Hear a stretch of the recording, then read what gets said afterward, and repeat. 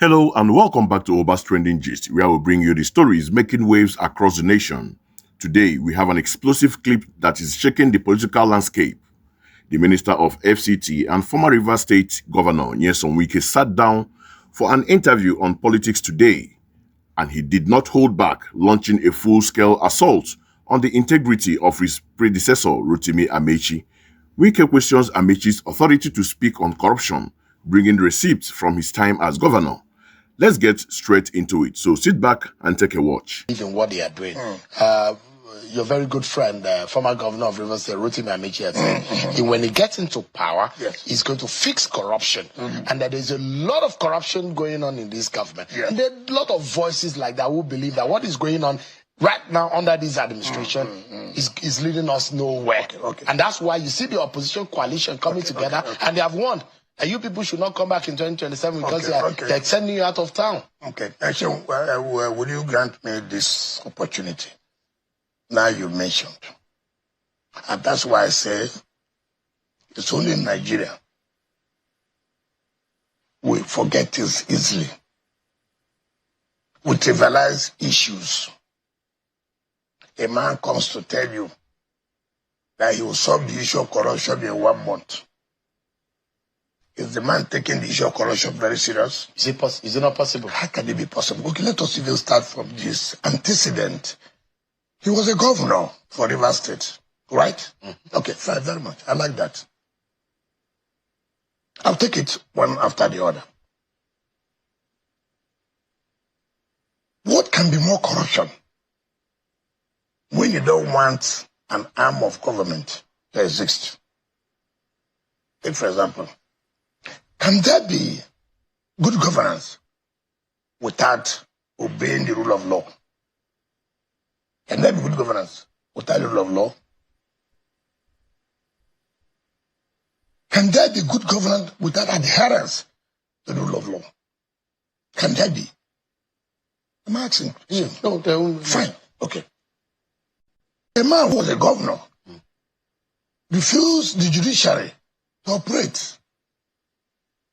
A man who was a governor who would stop corruption sealed up the State High Court for almost 2 years. That's your predecessor. Yeah, that's the person you were there with him that time. I was not there. I was a minister of state education. You have to realize this. You have to realize this. The man who wanted to say he will stop corruption was the man who refused judiciary to exist. Stopped High Court for nearly 2 years.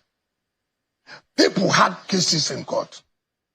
People had their businesses in court to settle. The court was shut down. Almost 2 years. But that's not the whole story. No, I'm calling. There were issues. Excuse me, what were the issues? There were issues surrounding that. Excuse me, what are the issues? You refused to obey the recommendations of National Judicial Council. Your Judicial Service Commission made a recommendation to the National Judicial Council for appointment of who will be the substantive chief judge. And it is the incumbent of National Judicial Council to recommend based on the recommendation of the Judicial Service Commission. The governor refused that he will not obey the National Judicial Council, which is the apex body that recommends the appointment of judges and chief judges as the case may be.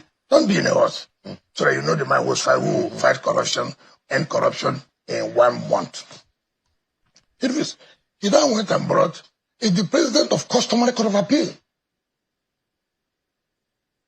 Justice PNC Agumago, retired, who of course was suspended by the Nigerian Judicial Council. That's one. Can such a man really be the one that can fight corruption in 1 month? Wow, the opening salvo is a heavy one. Wike's first point of attack is not about money, but about the very foundation of law and order. He accuses Amaechi of hypocrisy, asking how someone who allegedly shut down the state's entire judicial system for nearly 2 years can claim to be a champion against corruption. This is a powerful accusation because it suggests a disregard of the rule of law, which is the bedrock of any transparent government. Wike is essentially arguing that before you can even talk about stolen funds, you must talk about the institutions that are supposed to prevent and prosecute such acts. By crippling the judiciary, Wike implies Amaechi created a lawless environment where anything was possible. But he doesn't stop there. Now, let's watch the second part where he gets into the specific number. So, watch this. 2. You remember that he was indicted by Judicial Panel of Inquiry on some of the properties, assets of Rivers State government. Under your administration. It doesn't matter. It must be somebody must be in charge at that time. But remember you orchestrated it. Well, when I orchestrated, I did not orchestrate. He went to court. The same court he shut down. And he was the first person, when we opened the court, he was the first person that ran to the court. Said, look, protect me. That was why the judge said, the court is not only for the poor, it's only for the rich. You shut this court down. Now you are the first person that now runs to court for protection. But be it as it may, he was fully indicted. He went to court. The court said, yes, the panel was right. He went to Court of Appeal. The Court of Appeal said the panel was right. He went to Supreme Court. Supreme Court upheld the judgment of the two courts. And that judgment was given 2 days to the primaries of All Progressive Congress in 2022. And what were the issues? The man who went to fight corruption in 1 month, our gas turbine, $308 million. He sold it to the Sahara. Where's the body? Which account did they pay to? He spent $30 million on Caribbean White Hospital. But the gas turbines. I'm coming. You came into. You didn't see the money. You can't trace. It's not there. But you are not able to trace. No, that's why we tried to prosecute him. He was right there. I'll come to that. $30 million. He said he put Caribbean White Hospital. Where is the foundation of the hospital? Where is the foundation? Can he go today and say, look at the foundation I dug for $30 million US? 3. The monorail. He spent $74 billion, 74 billion naira.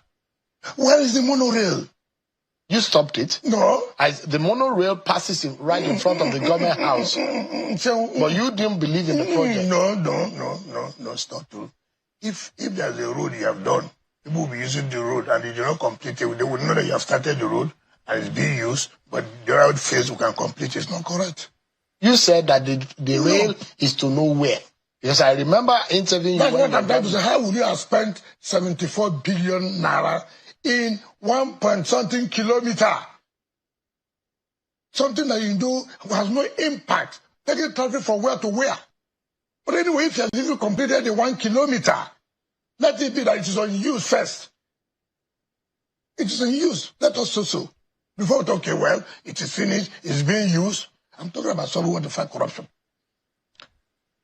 He took our legacy plane, to Germany for 12 years, no record, until I came. And we started looking for it, till I found it. And I had to go to Germany. We had to do everything, spend money to bring back that plane. That's what the state government is today. What of our Dash 8? He sold to his friend, the former governor of Cross River State, Lee Aliboke, $5 million US. Where is the plane? Where is the body? He will stop corruption in 1 month. In 1 month. No record of this. I'm telling you, sir. This is a man that will stop corruption in 1 month. And you look at Nigerians. We are so daft. We don't know anything. It has come to the point where any politician can come and tell us and speak to you, and then you listen to such garbage that somebody will tell you stop corruption in 1 month in this country, which we are trivializing the issue of corruption. Now, for example, let's go further. And there you have it. After attacking the principle, Wike moves on to the specifics. He lists major state assets that he claimed were sold for under questionable circumstances during Amaechi's tenure. He mentions the state's gas turbine, alleging they were sold for $308 million with no trace of funds. He talks about the state's legacy aircraft being taken to Germany and disappearing for years until his administration recovered it. Then he brings up the monorail project, a signature project of Amaechi's government, questioning the massive expenditure. By naming these high-profile projects, Wike is painting a picture of widespread financial mismanagement, directly challenging Amaechi's record and daring him to account for these deals. So, what do you make of all this?